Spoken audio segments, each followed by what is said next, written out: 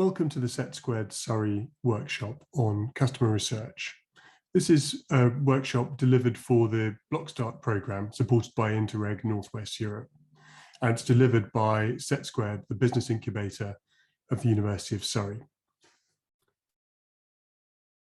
The learning objectives for this course are to practice how to gather customer requirements during problem interviews, and to understand how to use customer insights to drive market positioning and strategy.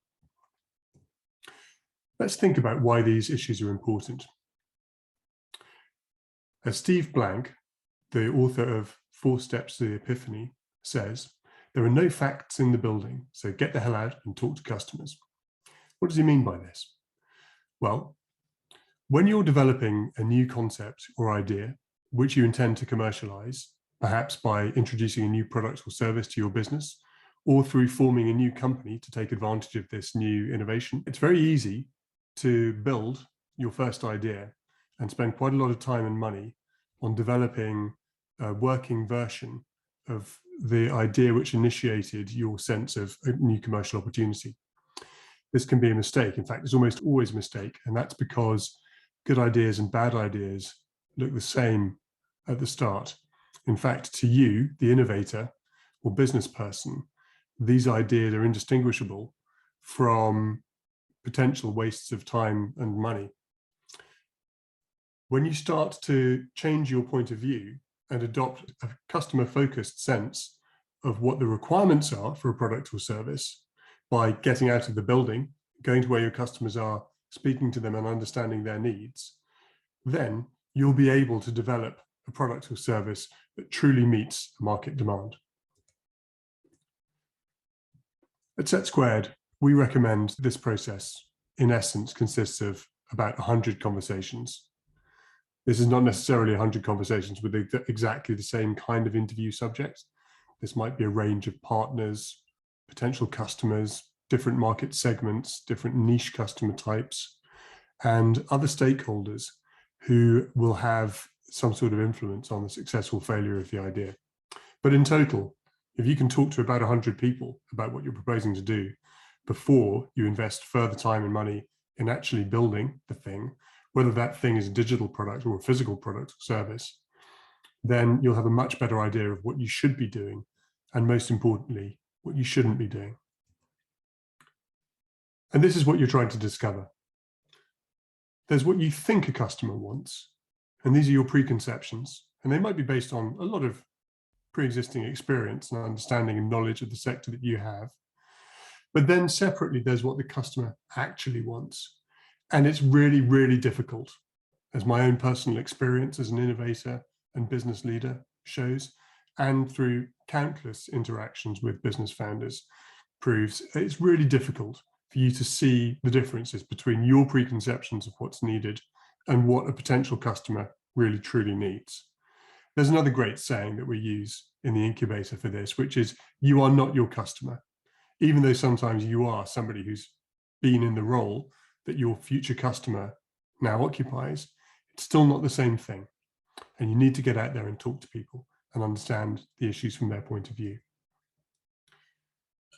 SETsquared, as a partnership of 6 research-intensive universities across the southwest of the United Kingdom, is party to a major government innovation programme supported by Innovate UK, the UK Government Innovation Agency. And this programme is called iCure, which stands for Innovation to Commercialisation of University Research.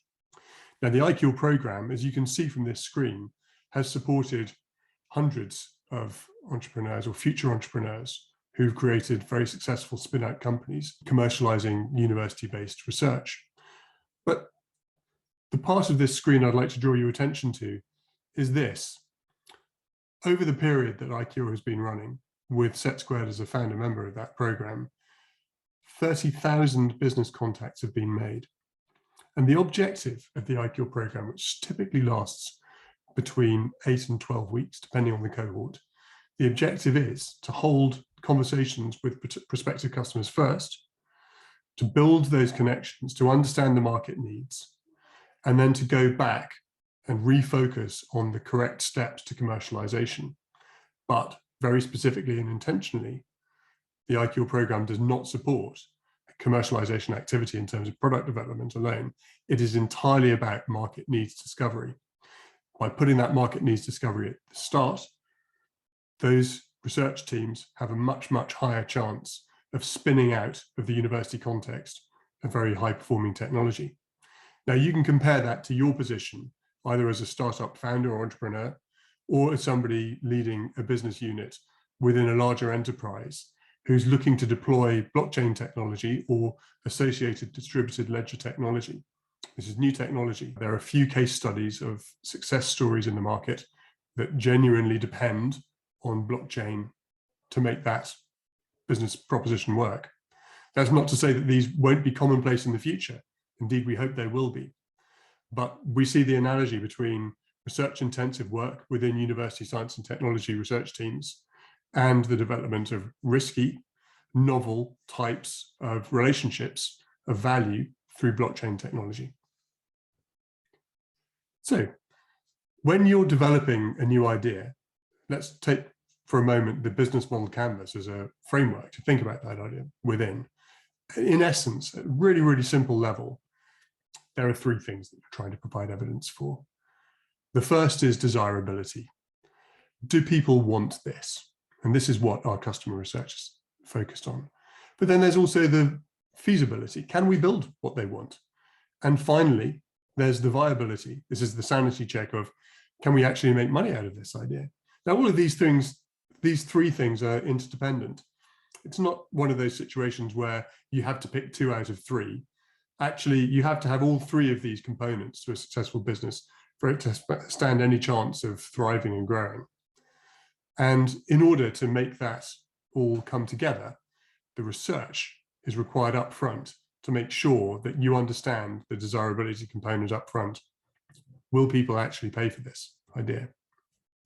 So when we're thinking about the business model canvas or any other kind of business framework, at this very early stage, when looking at the customer requirements, we're only interested in 3 areas.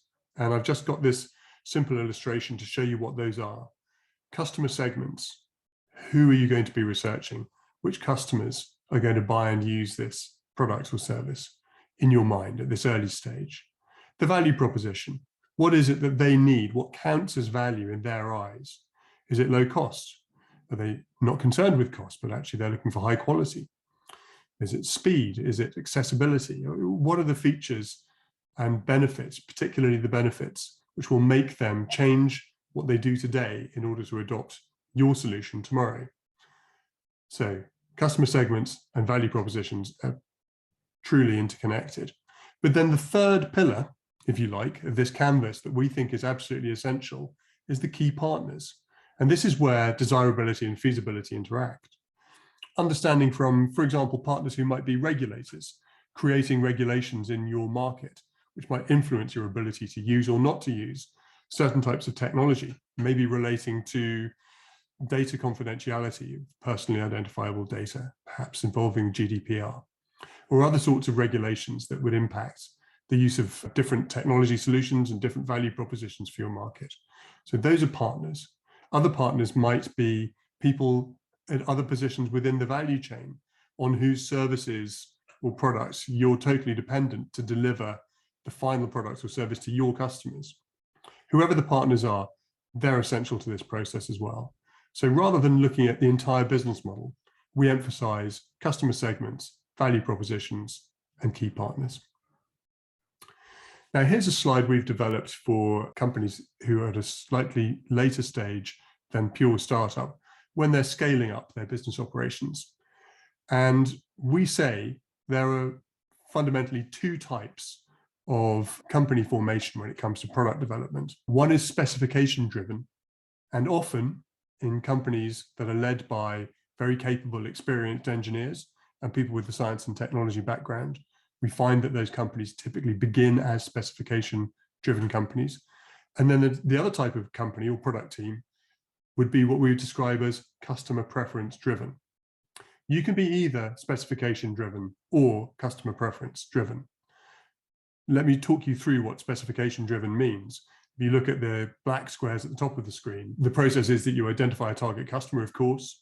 You create your specification and you document that.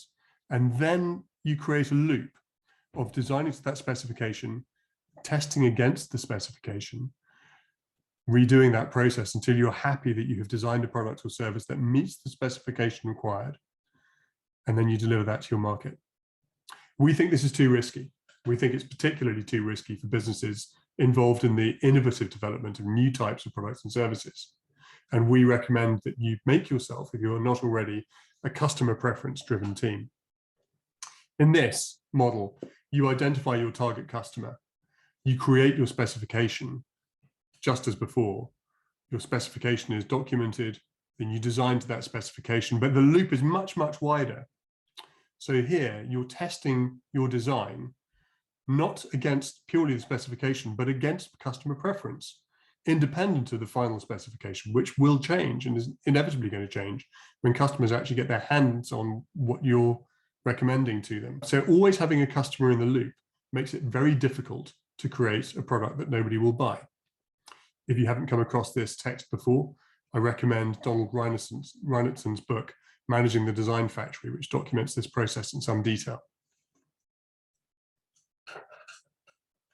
Returning to the model from Strategizer relating to business model canvas, one of the things we find works for customer development teams at whatever stage and whatever scale of organization is to run your riskiest experiments at the point of lowest cost, which is very, very early in the process.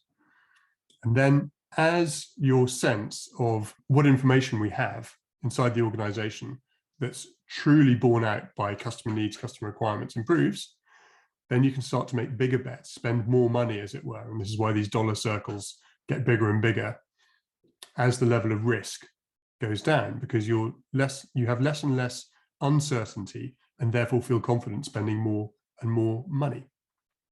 So this is a great process, but how does that work in reality? Well, again, going back to my original point, my contention is that your riskiest assumptions are that you think you know what your customers need. And because you don't know yet what your customers really need, because you haven't asked them, that's the first thing to do. So for this reason, we recommend putting customer research at the very, very start of the product development process. Once you've understood your customer needs and requirements, you've documented them in some detail, you've analyzed them, you've mapped and charted them in ways that you can communicate to colleagues, to potential customers and potential partners, then you can start the process of sorting, prioritizing, and ultimately then building prototypes of your product or service idea in order to de-risk it. But first, you've got to do that problem space discovery. We'll come on in the next session to how you actually run the discovery work, what kind of customer interviews you should be running, and how customer research works in practice. But for now, I just want to leave you with this thought, that the customer research process must come in advance of product development. It should be separate, not integral to product development, so that it's not defined by specifications that already exist, but itself defines those future specifications and allows for a redefinition of specifications down the line, always in response to customer feedback. So this is just a recording. You're at liberty to use your own time on this, but in a live workshop, we would now ask you to have a group discussion, and I recommend that you do that within your team. Spend some time just thinking about what are your experiences of customer research so far? What have been your goals, challenges, and the outcomes that you've found, positive and negative, from doing customer research within your organization? Spend 5 or 10 minutes thinking about that, and then we'll come back to the next session. Thank you. Okay, why do we want to research customer requirements using interviews? So let's think of the development process of a new product or service like this. And this would go for a blockchain related product or any other kind of digital or physical product or service. You start with a problem. You're going to contextualize that problem and understand it better. That's going to lead to deep customer insights. And those customer insights will give you some information you need that you're lacking at the moment about what customers really require. And you're going to reach the middle point of the design process where you're going to identify a proposed solution or a solution approach. How are you going to deliver on that solution approach? This is the synthesis side of the development process. So if that would begin with ideation. So you're going to go wide again, thinking about all the different ways that you might deliver that solution. And then that will culminate in a strategy and a narrowing of your options and requirements until you come to a solution. So this analysis and synthesis approach with these two squares on their points, if you like, or diamonds, is known in the UK as the double diamond approach to product and service design. And it was pioneered by the Design Council in the UK. So let's put some processes on top of this overall process of service or product design. So contextualization might be a process of segment analysis, thinking which different market segments would benefit more or less from this type of solution. You might do some market research to understand the market size, how many potential customers are there in there, what kind of revenue might you be looking at? Is this a market that's worth going for? Is there a better market somewhere else for it? Having settled on the segment of the market and put the problem into context, then you're going to need to understand it at the customer level.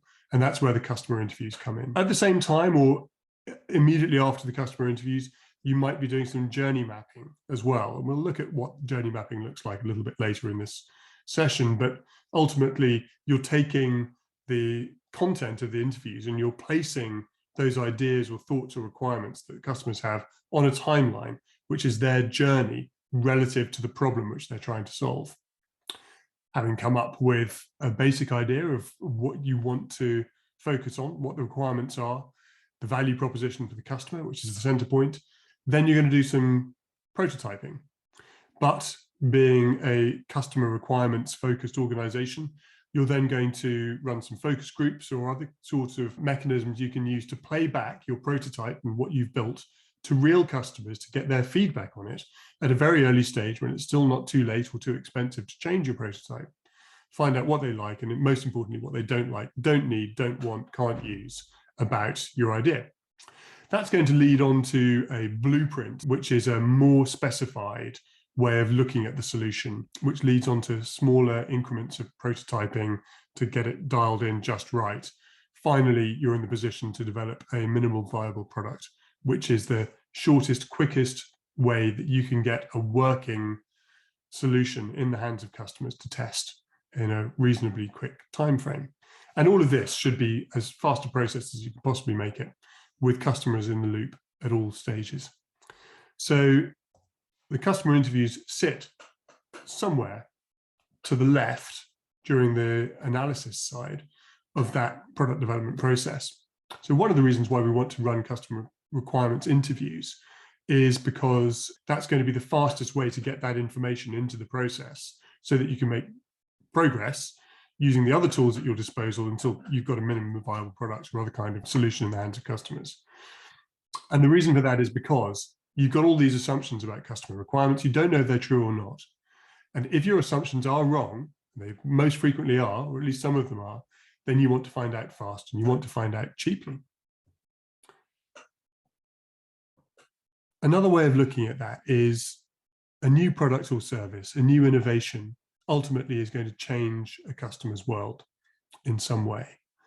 It's going to make a meaningful change, a positive change in their world to solve a problem which they're currently trying to solve and not successfully solving for themselves.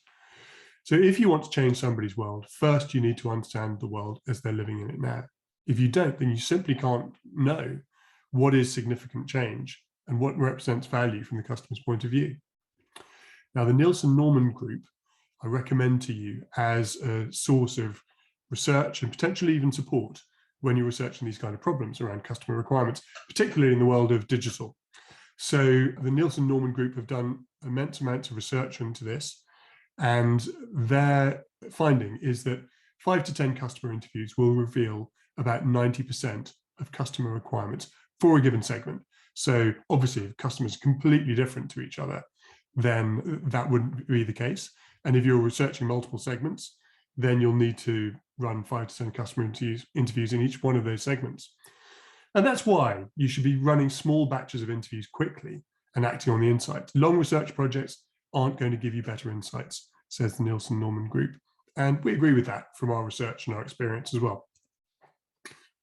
So we're looking at the relatively famous chart created by Geoffrey Moore in the book Crossing the Chasm, written in 1991. We are introduced to these very commonly used phrases about different market stages. First of all, you start with the innovators. These are your very, very first adopters of a solution. So early on, in fact, that they'll typically be engaging with a product or solution before it's finally specified.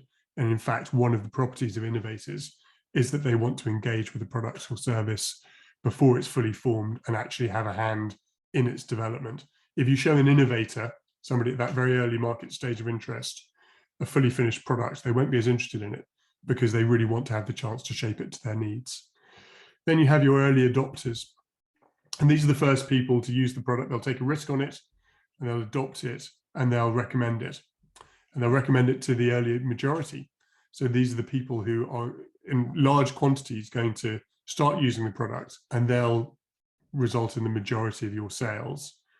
The late majority come late to the party, but they're still interested in the product. And as the product's declining in interest and revenues, they will still be using it. And eventually you have the laggards, who are never a profitable group to be selling to, but will be the final users of a product long after everybody else has stopped using it for all sorts of reasons.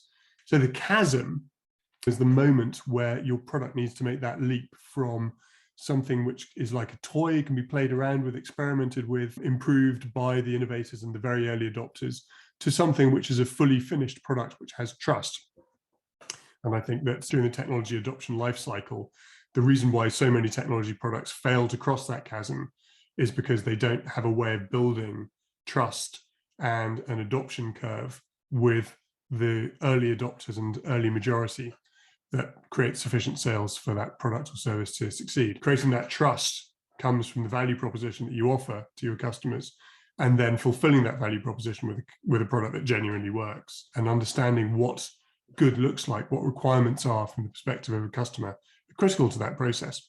So this whole diagram and explanation is simply a way of persuading you that talking to innovators and early adopters, rather than the early majority through to the laggards, is where you should be focusing your attention in the really early stages. You're not going to get across that chasm if you don't understand the needs of both innovators and early adopters, and that's where you should be focusing your research time. There's an experiment library available to you if you buy or have access to the book Testing Business Ideas, produced by the team who give us the business model canvas, Strategizer. And there are pages in this book that simply outline precisely how you should go about organizing and conducting customer problem stage research interviews. It falls into the discovery section of the book, which is where you're trying to understand market needs and customer needs, rather than trying to display or prototype a finished solution or part finished solution to those customer groups later on. So this is all discovery work, and it's located in the problem space, which we'll come into in a moment. So in the book of Testing Business Ideas, you can see here, we've got quite a number of different types of tests that you can use. And one of them, the customer interview at the top right, is the place where we would always begin with a research project. Simple good rules for good customer interviews next. If you're going to invest time in interviewing customers and trying to understand the problem space, then here are some tips from our experience of how you might go about that and do it better. The most important requirement is to ask open questions. Ask people questions that they can answer with their own information, rather than simply confirming or denying your information. So questions which begin with words like how, why, and when are most valuable. Avoid hypotheticals. The way we coach this with our teams is focus on the past and the present, never the future. If you're talking to somebody about their plans, then what you're looking for is evidence that they have plans, not what they would be or might be in the future. So if you want to say, do you have a budget for next year to buy a product like this? That's an acceptable question. Might you spend $200 on a product like this next year? That's not an acceptable question, because nobody knows the future. And your interviewee, as much as you, is making a guess when they answer that kind of question. We're looking for evidence here. So hypotheticals or questions about the future are no use to us. And listen actively. This is so important. When somebody says to you something like, that's too expensive, then follow on, show them that you're interested, and show them that you want to know why it's expensive. Ask them follow-on questions like, really, that's interesting. Too expensive in compared to what? Or what have you spent an equivalent amount of money on recently in your budget that didn't feel too expensive? So listening actively means following up with intelligent questions, summarizing, paraphrasing, and always asking for clarification when you don't know. It's fine for you not to know, because the whole purpose of this process is to create new knowledge where you didn't have any before. Focus on the problem space, not the solution space, as I mentioned earlier. What that means is don't pitch your ideas and look for a response to your idea, because that's framing the discussion in terms that you already understand and control, which is very tempting to do because one does want to be in control. But instead, listen to the problem and try and define the problem in the customer or user's own terms. Use silence. So when there's a pause in a conversation, you can fill the gap, and you want to fill the gap because you're polite, and a gap in a conversation, a pause, feels awkward. But if you don't fill it, then they will. And the thing is, they will fill it with new information that you don't have yet. And that's so valuable to you. So just rather than trying to be pleasing, try and be a genuine researcher and allow space for customers or users to answer your questions, and then think of supplementary answers as well. And don't try to be the expert. So you're there to learn. Be comfortable with asking why and learning new things. And when somebody says something that you don't think is true or right, it's not your job in this context, in this interview, to correct them and explain to them why that's not the case. It's actually very interesting for you to try and understand why they're wrong about this, what information don't they have, and why that might be important. And you can do that through continuing to ask questions, but you can't do that by correcting them and shutting down the conversation with some sort of argument. So when we're running these presentations online or face-to-face, we generally pause at this moment and have a conversation in the form of an interview about something general. For this example, why don't you try asking your business partner or your partner at home, if this is where you're learning, about choosing a summer holiday, and you want to ask them about the process of doing it, perhaps the process that they most recently experienced of trying to choose a summer holiday. Ask about the positives and the negatives of that experience. Ask about the timeline of what they did when, and when they experienced positive and negative emotions, what frustrated them, what pleased them, how were they relieved, how were they angry, and make some notes, just some light notes about that process. See whether that approach to asking open questions, asking about the present and the past, not the future, and asking people supplementary questions and delving deeper into interesting issues starts to make you feel like you can dig into a topic or a theme without needing to do all the talking and explaining yourself before you can start to learn new information. Let's talk now about the structure of a customer interview project. Like any project, it needs a structure to be managed efficiently. If you're going to hold 100 conversations over the course of, let's say, 6 to 8 weeks, it's going to be an intensive process. So the first step would be to plan your time across that period. It won't just happen in the course of your regular work. You do need to block time for it. Recruiting the panel will require a lot of emails, a lot of phone calls, a lot of LinkedIn messages, Twitter messages, Reddit forum messages, all sorts of other ways you might use to reach your audience and find your users and other partners and customers who you need to be researching. And one of the best ways to do that, as we'll talk about, is to snowball your contacts and get one contact to give you 2 or 3 more, so that you're not just making an individual connection each time and you start to play the numbers game a bit better. You need to hold your interviews, but as you'll notice, the actual conduction of the interviews just not even halfway through the whole process here. Next, you'll need to record the interview, spend time on analyzing it, and then most importantly of all, of course, using that information in a practical way. So we're researching the problem space here. This is thinking about the person rather than the user or customer, who has their own way to achieve the purpose that you can support. But it's their way and it's going to be their journey. So understanding their journey as it is now will help you to design a journey as it might be in the future, which is better, involving your product or service. Think of them as people, not customers or users, and focus on their own ways of achieving their purposes. What are those purposes? Why are they important? What matters to them, and how do they measure what matters? Those are the kind of questions you're going to ask in the problem space. So 1 or 2 weeks maximum for 10 interviews is completely doable. And this is what it might look like. Pick a segment.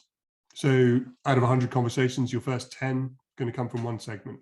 Might be the power users, the most likely users of your product in the early stages, some of whom you might already know, might already have had some conversations with. That's totally fine. They don't need to be strangers. So block your time and get your tools ready. Your tools are going to consist of recording tools, interviewing tools, and communications tools like LinkedIn, Twitter, as we just talked about, Reddit, perhaps, certainly email. So you'll send short, friendly invitations. You'll snowball your contacts, as I said. You'll use perhaps a service like Calendly to take the friction out of arranging meetings at mutually convenient times. Run your interviews in about 40 minutes per interview. It's our recommendation. A 40-minute interview really isn't 40 minutes of interviewing on a single theme or topic. That's more like 5 interviews, let's say 4 or 5 interviews of 8 to 10 minutes each, and then moving on from one theme to another. So really 40 minutes goes pretty quickly, but you can get a lot of information in that amount of time. And it's not too difficult to get people to agree to a 40-minute interview. It's not too tiring for either side. So it seems to be the sweet spot. Interviews of an hour plus are common and totally fine. 15 minutes with the right person can be incredibly valuable as well. So this isn't a hard rule, but go for something like 40 minutes.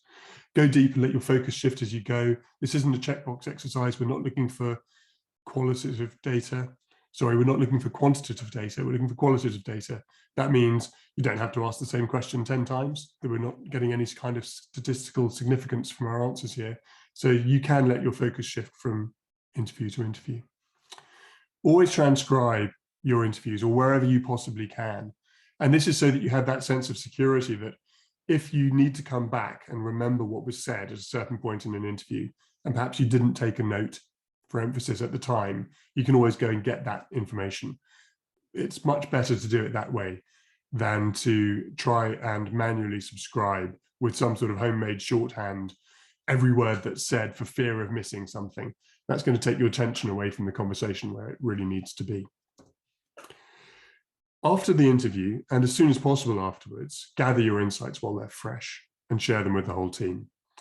Typically, when I'm running an interview project, I'll do this twice. Once in raw form, think of this like the rushes, the daily film that's shot on a film production, compared with a final edit, which is done much later on. So you want to show your team both of those things so they can see what early information is coming in from an interview process and be inspired by that information, but then also later on, more developed analysis. And that's where we'll come on to in the next session. Just a few practical tips in terms of how you're scribing and recording, writing the information. The tools we use and recommend for capturing insights include Zoom, this platform here, which I'm recording this presentation on. Rev, which is a very popular transcription tool that sits within Zoom as an app, as well as a standalone cloud application. Descript and Otter will be used to transcribe any audio and video, including iPhone voice memos. Excuse me. We use relational databases in the cloud like Airtable, but you could also use Notion or Fibery, or there are others available, to collate your insights, and use some sort of virtual whiteboard to then cluster and move around those insights in the way that aids analysis and sharing analysis information. Miro is a good example of that. So is Mural. Fibery has an in-app function as well as a database. So there are lots of options around. We use cheap cloud apps, many with free accounts. So this doesn't have to be a resource-intensive process. Okay, let's create some open questions. So these are our top 10 tips for creating good open questions developed through the IQL program, and we use these tips elsewhere to train people on good customer research technique. Ask people what they're doing now. What are their current methods? What are the advantages and disadvantages, particularly the disadvantages? What are their first impressions of the technology that they're using? When they first encountered their current solution, how did they feel about it? What were the advantages and disadvantages that they encountered with the selection of that particular technology? Barriers to adoption, so what would prevent somebody, what has prevented somebody in the past from adopting your technology? Who do they think in their organization or among their contacts would be or would likely to be early adopters, and why? So they have evidence for those people being early adopters of other solutions in the past. What evidence or performance or data would they need to see in order to adopt a new kind of solution? And can they walk you through how they've collected and used that kind of data and evidence in order to make previous decisions to procure or use new solutions? And what are their evaluation processes? So this sounds like a hypothetical. How would they evaluate it? But commonly what you're asking about is, what are the existing methods and processes you use internally to evaluate new solutions? What is their pricing expectation right now? What have they spent money on? What has been over budget? What have they rejected because they couldn't afford it? What have they adopted because it was cheap, perhaps, which didn't really come up to scratch? So trying to understand and discover with price ranges that they have in mind what prices they might find acceptable based on past data of previous purchases is really important. And have they come across anything that's similar to the type of solution, without giving them too much information about specifically what you're proposing, but if there's something similar that they're already evaluating or have evaluated in the past? The number one tip from people who go out from our training courses and come back with advice for others about how their interviews have gone is, don't forget to ask about the negatives. So if you're not looking for confirmation that your worldview is correct, you're looking for the reality.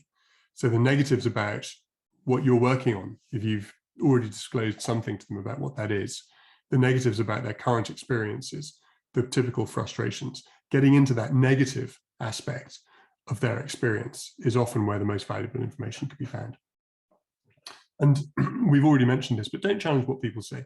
Listen carefully and try and get more background information from them, even if you might think personally that they're wrong about what they're telling you. That's fine. It's all useful information for you. So using situational questions is very useful. So what is their purpose? What are their purposes? The current technologies, the R&D budget that they have, would they count themselves an innovator or a laggard? Why would they think that? What's their absorptive capacity? This is an academic term, which means how easy is it for them to adopt new technology with the capacity, the manpower, the human and other resources they have to hand. And in fact, this final question is taken from some of our university training. Do they work with universities, and how do they work with universities? Another way to look at that is, do they work with organizations like yours, and is that relevant? So we're interested in problem questions. We're testing the value proposition. So you have your hypothesis of what the problems are or the opportunities they're missing, and you're trying to uncover dissatisfaction that proves that that problem exists without necessarily specifically asking, is this a problem for you? Because if you're asking if this is a problem for you, then they're only thinking about the thing you already have in mind. But if you can uncover the whole space of problems that they have, and you find among those, and hopefully prominently among those problems, the ones that you want to focus on, then that gives you some useful evidence that this is a problem worth solving. In the process, you might find that there's a bigger problem that's even more worth solving, and you can pivot to that. Implication questions. So moving on from purpose, this is the implication. Why is this important? So see if they can visualize or calculate the magnitude of a problem or opportunity. How do they go about calculating it? What are the numbers that matter? Are they to do with money? Are they to do with other sorts of measures that would be relevant to them and that you can then emphasize in your development of the product or solution that would potentially be used? Encourage them to start talking themselves into action. So by helping them to enumerate the scale of a problem, they're sort of saying to themselves, this is big enough to be worth dealing with. Your next interaction with them might well be to show them a potential product or service that acts as a solution to the problems you've uncovered. You can remind them of the numbers that they gave you at this point and show them how your solution can address those challenges in a way that's measurable and measurably significant. At the end of an interview, the question you're asking yourself is, was this a meaningful conversation? So 100 meaningful conversations is much more valuable than 500, 1,000 conversations which only scratch the surface or only confirm information that you already have? Did I find out something new? Was that information critical to my project? Did I gather some evidence which I can present to others? And did I communicate a clear call to action to that person I spoke with to tell them what I'm going to do and what I would like them to do next? Let's take a break and come back in the next session to look at how you then analyze the information you gathered from customer interviews. Thank you for staying with us. This is the final section of the customer research workshop. So in this section, we're going to look at analyzing and using the information that you've uncovered from your customer interviews. This is most important because if those interviews really only exist as records inside your own head, however interesting you found the insights that you've learned during the process, you're not going to find it easy for you to convey that information to colleagues, to partners, and to future customers in a way that's useful to your organization. We find that information uncovered in customer interviews, particularly repeated words and phrases that customers or users often use in the context of thinking and talking about their problems, not only become very useful for defining product or service requirements during the development process, but also in becoming copy or words used in advertising and marketing, for example, on the front page of your website, to describe the problem that you solve in a way that's meaningful to other customers, just like the ones you've spoken to, because they commonly use the same words and phrases when thinking about the problem. They're going to recognize that problem when you repeat those words and phrases back to them. And that's much more powerful than any kind of language you might invent internally to try and describe the problem. In fact, when you're doing that, this is when you've accomplished your goal. You have now adopted the worldview of your customers. You see the world as if through their eyes rather than through your own. You see the problem from their perspective.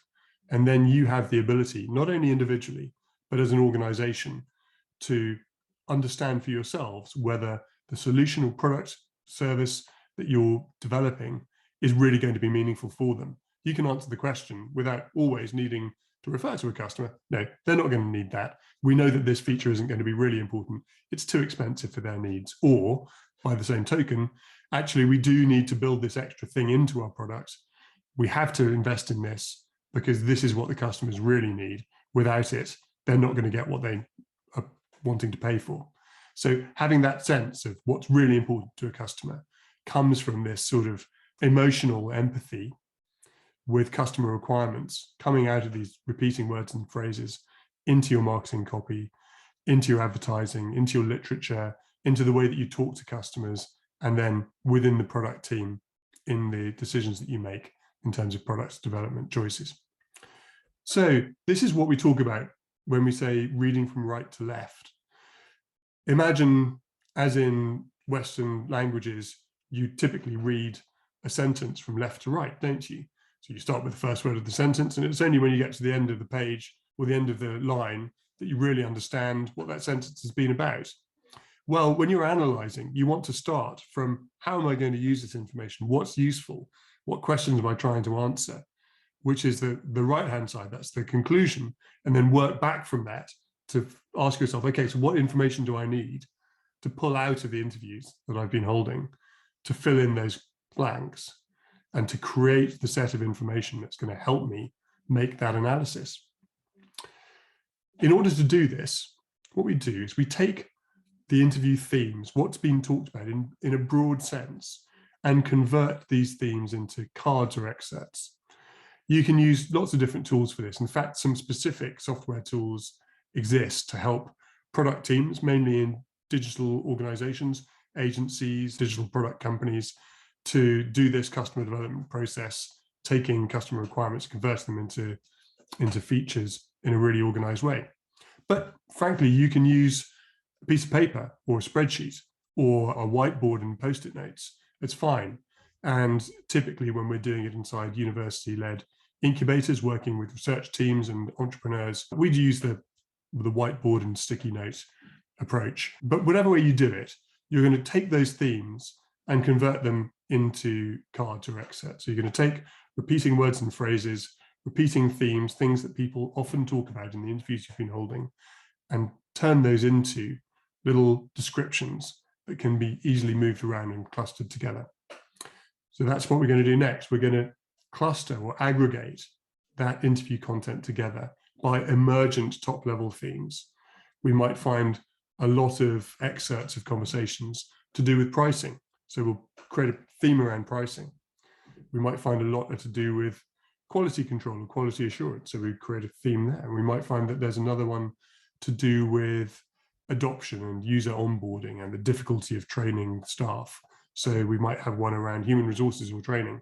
But we allow these themes to emerge from the conversations rather than having a preset group of themes that already existed before we started holding our interviews. If we do that, then the danger is that we're forcing what we found into our preconceptions, and we're not really allowing the customer's world to become evident through the analysis which we're conducting. Third, we affinity map as many cards as we can find, as many excerpts of information from our interviews as we can together, so that we can see them in these themes, and we can easily access the detail of the information from any one conversation from among all the themes that are clustered together. And those become buckets, if you want to use the jargon, or insight categories. So getting back to the pricing, it might be an insight category might be one about credit terms. Another category might be to do with discounting or payment scheduling. And finally, we share that information with team members and other stakeholders. As well as clustering them by theme, we also will cluster them on a journey map. So I'll actually talk about the journey map process first and visualize that for you. Here we have above the line what a user or customer is doing through a process, and then underneath, how are they feeling? And remember, this is the problem space. So we're probably going to be talking about how they're thinking and acting and feeling about something to do with a problem they're already using the existing process or tool or solution to try and solve. And they'll be going through emotions like frustration, interest, hope, confidence, security at different stages, as they will when they adopt your solution. Commonly, a journey map will follow some steps a bit like this, but the detail is always different. Awareness, the first realization of the need. Consideration, this is during a buying process. So thinking about what we need to buy, how we need to buy it. Purchasing, then first use or onboarding, repeated use, and then repurchasing. So that process might be very long. It might be years, or it might be days or weeks, depending on what the product or service is. But understanding the buying process and then the use of a product or service, and then whether they're considering reusing it or not, is a really good way to understand the customer journey as it is today. And then you can think of ways to improve that. As well as that, not instead, but as well, we would then do this affinity sorting into category groups. So here, I've broken out some themes which might cut across those different points in the journey, like convenience or style and appearance or cost or usefulness. And you can put your repeating words and phrases, your excerpts from conversations, all the information that's come out of your interviews into cards and sort them by these kind of affinities. Out of this will come a sense of what the requirements are that the customer has. So describing, listing, and prioritizing the customer requirements is the next step. You're trying to find a description of who the customer or user is, what is the situation, where and when they need to do something, what that need is, and remember that needs are verbs. So let's design a customer interview for your market opportunity, focusing on the target market. So who will you interview? Which company will they be in? And what role will they have? The 3 riskiest assumptions you have about your early customers, those innovators and early adopters. What do you think about them in terms of their needs, their expectations, their current tools, their level of satisfaction or dissatisfaction with their current tools or available solutions? What are your riskiest assumptions about that group that you're just not sure of, but you need to be right about those things for your idea to work? That's what you really want to hold your interview on. Based on those assumptions, think of 5 questions to pick from during the interview. So If you're going to hold a 40-minute interview, like I said, that's 4 or 5 small interviews of between 8 and 10 minutes each, ideally, and then moving on from theme to theme to cover all the ground you need to cover. Finally, as part of this exercise of getting prepared for an interview, write an interview request email or a LinkedIn message to ask somebody for an interview.